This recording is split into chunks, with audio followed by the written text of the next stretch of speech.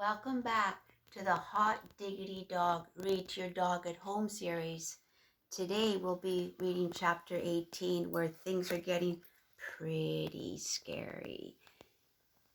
Can you find the Babayaga? Can you find Humboldt? Well, let's see what happens.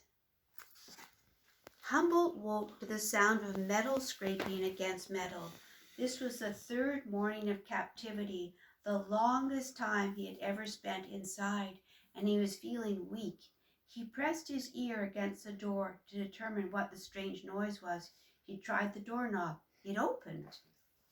He tiptoed out of his room and took a slow, deep breath.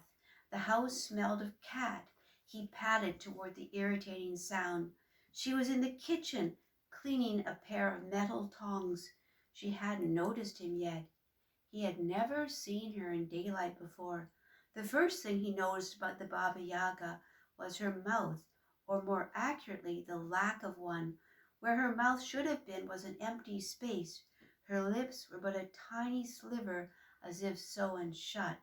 She had a huge forehead, wide cheekbones, eyes that were a pale smoky green with glints of black, and a nose that was twisty and turny. It went left, then right, and then changed its mind and dropped straight downward. At that very moment her nose twitched, and she turned to look at him. "Oh, I thought I smelled something unusual. Did you sleep well?" she asked. "Not particularly," replied Humboldt. "What was that grating sound I heard?" "Oh, come, I'm sure you're dying to look around." The kitchen was small and dark, with spatters of grease on the walls. There were hundreds of steel drawers, with a label on each one. Humboldt couldn't make out the squiggly black words. The handwriting was terrible, and the spelling atrocious. She nudged him forward and laughed. "Have a closer look." Long teeth. One drawer was labeled, another especially long teeth. Humboldt recoiled in horror. The drawer was open. He peered into its darkness, but couldn't make out what was inside. "What are you staring at, troll?" The way she said troll gave him a gulpy feeling, like when you see a large bird swallow a fish whole.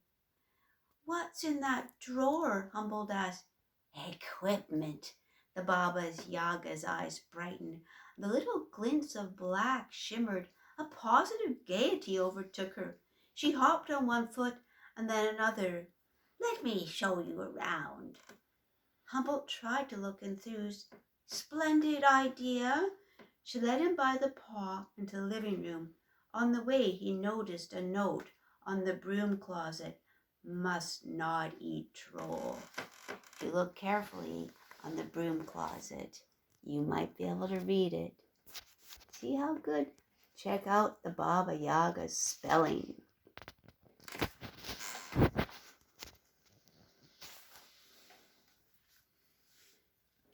Humboldt looked around. As far as he knew, he was the only troll here.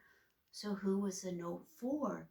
If she was considered eating him, she could at least spell troll properly. They entered a large room that had a heavy odor of musty rain gear and sardine tins. The room was cluttered with those strange cats. They stared as if with one great eye. "What's wrong with the cats?" he asked. "Oh, the cats. Oh, well, I did a spell, but I guess it wasn't perfect." "What happened?" "I used to have real cats, but they wouldn't stay. They just insisted on disappearing." The Baba Yaga's lips tightened a little. "Maybe I'm not that easy to live with. Or maybe it was the food. I did a spell to try and keep them near, but something went wrong." She pointed to a tattered book. "I think possibly I read the spell wrong. Possibly. Oh, but never mind." She quickened her step as they passed a closed, heavy oak door.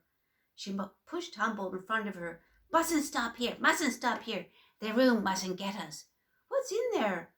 You must never go in there, she snapped. Her lip quivered.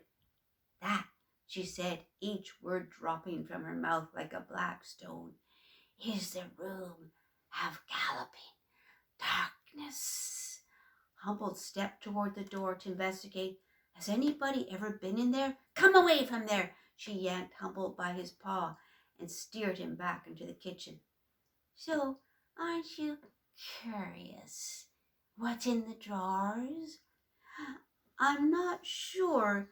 He wished he had his nightcap with him. Well, I'll tell you. Instruments. Her final consonants sprang from her lips like little bullets wrapped in spittle. It was as if she'd gone to speech lessons and stayed too long. Instruments? I didn't know you were musical, Humboldt said. Upon consideration, he decided that outright flattery might prolong his lifespan. How lovely for you to have a special talent. Humboldt's eyes fell on a note stuck to the breadboard. No troll to be consumed on this promises, it said in her spidery handwriting. She had the right idea, he thought. Wasn't it fairly obvious? Why did she keep reminding herself? On the kitchen counter was a small bottle filled with green liquid and labeled antacid for overconsumption of troll. And it looked like it had already been opened. What was too much troll? Now that was a matter of opinion. There was a dreary thought. Things were heating up, so to speak.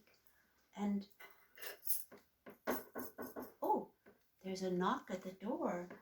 Let's see who's here. Oh, my goodness. Who has come to meet everybody? I'll let you guess who this is. And in the meanwhile, cheerio from the Hot Diggity Dog Read to the Dog series. Hop on board for the next chapter. Thank you for listening. Bye-bye.